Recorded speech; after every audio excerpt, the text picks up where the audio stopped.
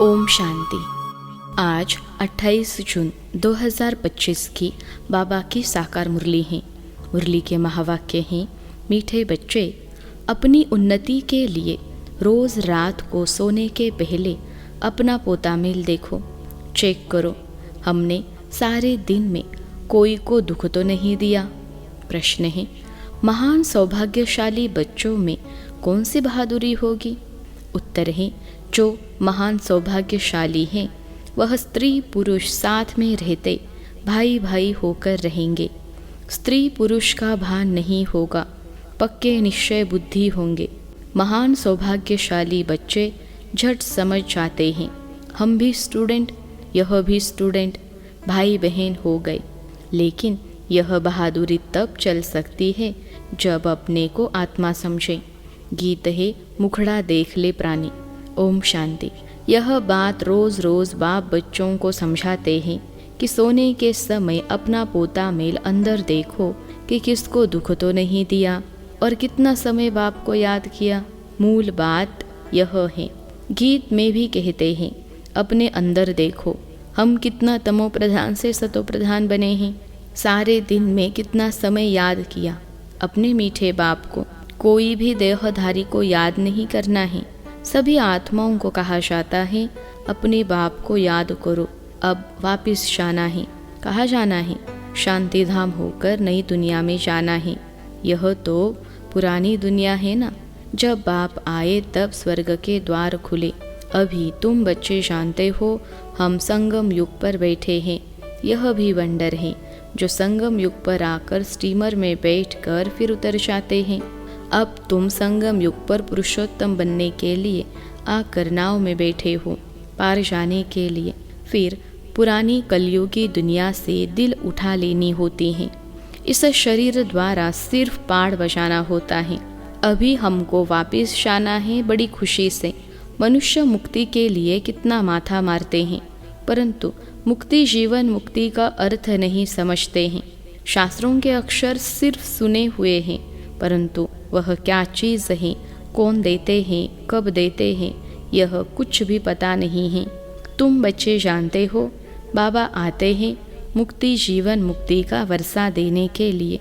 वह भी कोई एक बार थोड़े ही, अनेक बार, बेअंत बार तुम मुक्ति से जीवन मुक्ति फिर जीवन बंध में आए हो। तुम्हें अभी यह समझ पड़ी कि हम आत्मा हैं। बाबा हम बच्चों को शिक्षा बहुत देते हैं। तुम भक्ति मार्ग में दुख में याद करते थे, परंतु पहचानते नहीं थे। अभी मैंने तुमको अपनी पहचान दी है कि कैसे मुझे याद करो तो तुम्हारे विकर्म विनाश होंगे। अभी तक कितने विकर्म हुए हैं, वह अपना पोता मेल रखने से पता पड़ेगा। जो सर्विस में लगे रहते हैं उनको पता पड़ता है। बच्चों को सर्विस का शौक होता है, आपस में मिलकर राय कर निकलते हैं सर्विस पर। मनुष्यों का जीवन हीरे जैसा बनाने, यह कितना पुण्य का कार्य है। इसमें खर्चे आदि की कोई बात नहीं। सिर्फ हीरे जैसा बनने के लिए बाप को याद करना है। पुखराज परी सब्ज परी भी जो नाम है वह तुम हो। जितना याद में रहेंगे उतना हीरे जैसा बन जाएंगे।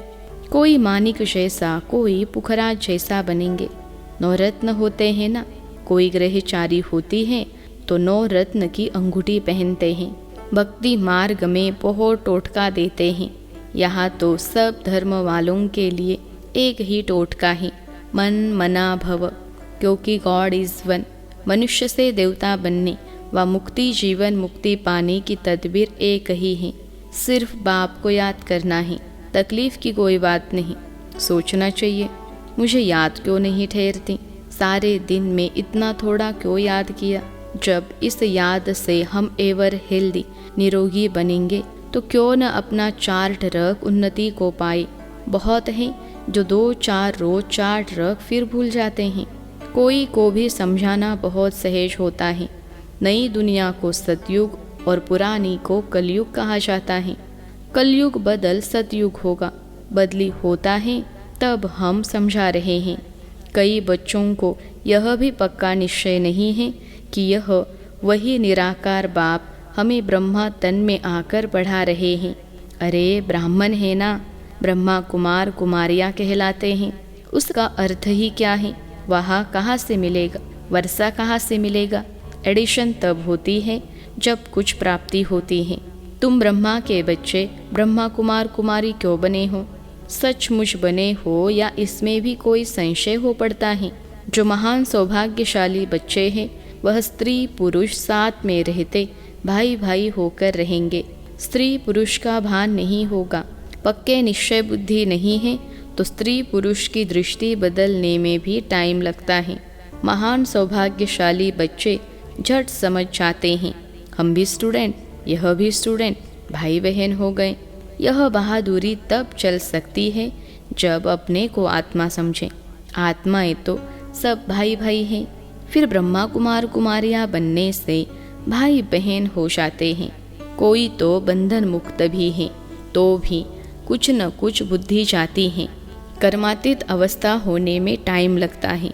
तुम बच्चों के अंदर बहुत खुशी रहनी चाहिए, कोई भी झंझट नहीं। हम आत्माएं अब बाबा के पास जाती हैं। पुराने शरीर आदि सब छोड़कर हमने कितना पाठ बजाया है, अब चक्र पूरा होता है। ऐसे ऐसे अपने साथ बातें करनी होती हैं। जितना बात करते रहेंगे उतना हर्षित भी रहेंगे और अपनी चलन को भी देखते रहेंगे। कहाँ तक हम लक्ष्मी नारायण को वरने लायक बने हैं, बुद्धि से समझा जाता है। अभी थोड़े से समय में पुराना शरीर छोड़ना है। तुम एक्टर्स भी हो ना, अपने को एक्टर समझते हो, आगे नहीं समझते थे। अभी यह नॉलेज मिली है तो अंदर में खुशी बहुत रहनी चाहिए। पुरानी दुनिया से वैराग्य नफरत आनी चाहिए। तुम बेहद के सन्यासी राजयोगी हो। इस पुराने शरीर का भी बुद्धि से सन्यास करना है। आत्मा समझती है इनसे बुद्धि नहीं लगानी है। बुद्धि से यह पुरानी दुनिया पुराने शरीर का सन्यास किया है। अभी हम आत्मा चाहती हैं जाकर बाप से मिलेंगे। सो भी तब होगा जब एक बाप को याद करेंगे, और किसको याद किया तो स्मृति जरूर आएगी। फिर सज़ा भी खानी पड़ेगी और पद भी भ्रष्ट हो जाएगा। जो अच्छे अच्छे स्टूडेंट होते हैं वह अपने साथ प्रतिज्ञा कर लेते हैं कि हम स्कॉलरशिप लेकर ही छोड़ेंगे। तो यहाँ भी हर एक को यह ख्याल में रखना है कि हम बाप से पूरा राज्य भाग्य लेकर ही छोड़ेंगे। उनकी फिर चलन भी ऐसे ही रहेगी। आगे चल पुरुषार्थ करते करते गैलप करना है। वह तब होगा जब रोज शाम को अपनी अवस्था को देखेंगे। बाबा के पास समाचार तो हर एक का आता है ना। बाबा हर एक को समझ सकते हैं। किसको तो कह देते कि तुम्हारे में वह नहीं दिखाई पड़ता है, यह लक्ष्मी नारायण बनने जैसी शक्ल दिखाई नहीं पड़ती। चलन खान पान आदि तो देखो, सर्विस कहाँ करते हो, फिर क्या बनेंगे। फिर दिल में समझते हैं हम कुछ करके दिखाए। इसमें हर एक को इंडिपेंडेंट अपनी तकदीर ऊंच बनाने के लिए पढ़ना है। अगर श्रीमत पर नहीं चलते तो फिर इतना ऊंच पद भी नहीं पा सकेंगे। अभी पास नहीं हुए तो कल्प कल्पांतर नहीं होंगे। तुमको सब साक्षात्कार होंगे। हम किस पद पाने के लायक हैं, अपने पद का भी साक्षात्कार करते रहेंगे। शुरू में भी साक्षात्कार करते थे, फिर बाबा सुनाने के लिए मना कर देते थे। पिछाड़ी में सब पता पड़ेगा कि हम क्या बनेंगे, फिर कुछ नहीं कर सकेंगे। कल्प कल्पांतर की यह हालत हो जाएगी। डबल सिरताज डबल राज्य भाग्य पा नहीं सकेंगे। अभी पुरुषार्थ करने की मार्जिन बहुत है। त्रेता के अंत तक 16,108 की बड़ी माला बननी है। यहाँ तुम आए ही हो नर से नारायण बनने का पुरुषार्थ करने। जब कम पद का साक्षात्कार होगा तो उस समय जैसे नफरत आने लगेगी, मुंह नीचे हो जाएगा। हमने तो कुछ भी पुरुषार्थ नहीं किया। बाबा ने कितना समझाया कि चार्ट रखो, यह करो। इसलिए बाबा कहते थे जो भी बच्चे आते हैं सबके फ़ोटोज़ हों, भल ग्रुप का ही इकट्ठा फ़ोटो हो। पार्टियाँ ले आते हो ना तो उसमें डेट फिल्म आदि सब लगी हो। फिर बाबा बतलाते रहेंगे कौन गिरे। बाबा के पास समाचार तो सब आते हैं, बतलाते रहेंगे। कितनों को माया खींच ले गए, खत्म हो गए, बच्चियाँ भी बहुत गिरती हैं, एकदम दुर्गति को पा लेती हैं। बात मत पूछो। इसलिए बाबा कहते हैं, बच्चे खबरदार रहो, माया कोई न कोई रूप धरकर पकड़ लेती हैं। कोई के नाम रूप के तरफ देखो भी नहीं। भल इन आँखों से देखते हो, परंतु बुद्धि में एक बाप की याद है, तीसरा नेत्र मिला है, इसलिए कि बाप को ही देखो और याद करो। देह अभिमान को छोड़ते जाओ। ऐसे भी नहीं आंखें नीचे करके कोई से बात करनी है, ऐसा कमज़ोर नहीं बनना है। देखते हुए बुद्धि का योग अपने बिलवेड माशूक की तरफ हो। इस दुनिया को देखते हुए अंदर में समझते हैं यह तो कब्रिस्तान होना है, इनसे क्या कनेक्शन रखेंगे। तुमको ज्ञान मिलता है, उसको धारण कर उस पर चलना है। तुम बच्चे जब प्रदर्शनी आदि समझाते हो तो 1000 बार मुख से बाबा बाबा निकलना चाहिए। बाबा को याद करने से तुम्हारा कितना फ़ायदा होगा। शिव बाबा कहते हैं, मामे कम याद करो तो विकर्म विनाश होंगे। शिव बाबा को याद करो तो तमो प्रधान से सतो प्रधान बन जाएंगे। बाबा कहते हैं, मुझे याद करो, यह भूलो मत। बाप का डायरेक्शन मिला है, मन मना भव। बाप ने कहा है, यह बाबा शब्द खूब अच्छी तरह से घोटते रहो। सारा दिन बाबा बाबा करते रहना चाहिए, दूसरी कोई बात नहीं। नंबर 1 मुख्य बात ही यह है, पहले बाप को जाने, इसमें ही कल्याण है। यह 84 का चक्र समझना तो बहुत इजी है। बच्चों को प्रदर्शनी में समझाने का बहुत शौक होना चाहिए। अगर कहाँ देखे हम नहीं समझा सकते हैं तो कह सकते हैं, हम अपनी बड़ी बहन को बुलाते हैं, क्योंकि यह भी पाठशाला है ना, इसमें कोई कम कोई जास्ती पढ़ते हैं। इस कहने में देह अभिमान नहीं आना चाहिए। जहाँ बड़ा सेंटर हो वहाँ प्रदर्शनी भी लगा देनी चाहिए, चित्र लगा हुआ हो, गेट वे टू हेवन। अब स्वर्ग के द्वार खुल रहे हैं। इस होवनहार लड़ाई से पहले ही अपना वर्षा ले लो। जैसे मंदिर में रोज जाना होता है, वैसे तुम्हारे पीछे पाठशाला है। चित्र लगे हुए होंगे तो समझाने में सहज होगा। कोशिश करो हम अपनी पाठशाला को चित्रशाला कैसे बनाएं। भपका भी होगा तो मनुष्य आएंगे। वैकुंठ जाने का रास्ता 1 सेकेंड में समझाने का रास्ता। बाप कहते हैं, तमो प्रधान तो कोई वैकुंठ में जा न सके। नई दुनिया में जाने लिए सतो प्रधान बनना है।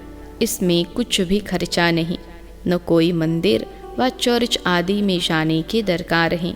याद करते करते पवित्र बन सीधा चले जाएंगे स्वीट होम।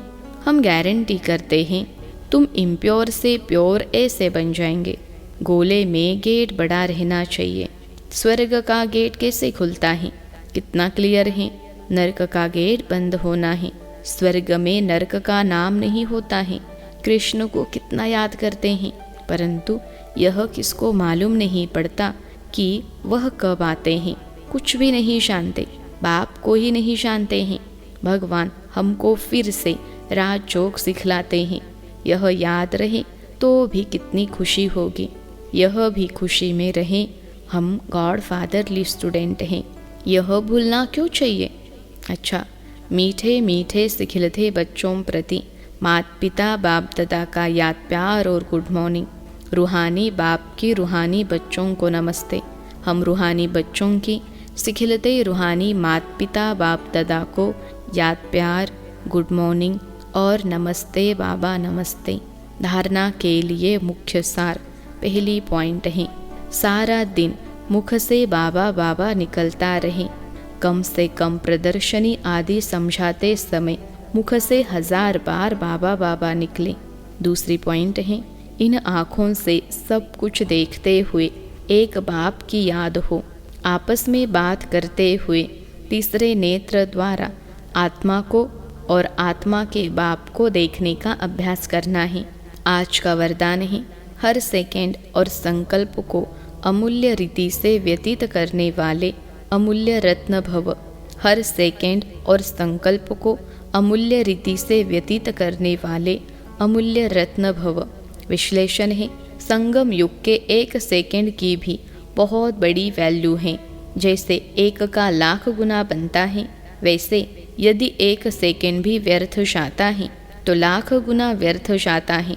इसलिए इतना अटेंशन रखो तो अलबेलापन समाप्त हो जाएगा। अभी तो कोई हिसाब लेने वाला नहीं है, लेकिन थोड़े समय के बाद पश्चाताप होगा, क्योंकि इस समय की बहुत वैल्यू है। जो अपने हर सेकंड, हर संकल्प को अमूल्य रीति से व्यतीत करते हैं, वही अमूल्य रत्न बनते हैं। आज का स्लोगन है, जो सदा योग युक्त हैं वह सहयोग का अनुभव करते विजयी बन जाते हैं। जो सदा योग युक्त हैं वो सहयोग का अनुभव करते विजयी बन जाते हैं। अव्यक्त इशारे। आत्मिक स्थिति में रहने का अभ्यास करो, अंतर्मुखी बनो। आत्मा शब्द स्मृति में आने से ही रूहानियत के साथ शुभ भावना भी आ जाती हैं, पवित्र दृष्टि हो जाती हैं। चाहे भल कोई गाली भी दे रहा हो, लेकिन यह स्मृति रहे कि यह आत्मा तमोगुनी पाड़ बजा रही है, तो उससे नफरत नहीं करेंगे, उसके प्रति भी शुभ भावना बनी रहेगी। अच्छा, ओम शांति।